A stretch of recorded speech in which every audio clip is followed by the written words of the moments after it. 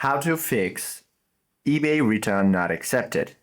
First of all, you have to ensure if a seller's listing says no returns accepted or if they rejected your manual return request, and you can bypass this under the eBay money back guarantee option. So, first of all, launch the browser onto your device, then head to the eBay money back guarantee. Once you open this site, you will be sent to this new window where you can proceed to log into your account.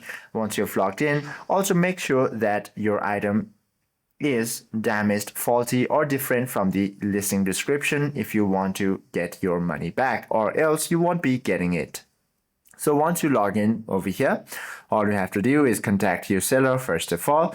And if the issue is not yet resolved after contacting to your seller, you simply have to now report an issue with the eBay Help Center. Hope this video helps you out a lot. If you have any questions or queries, do comment down below.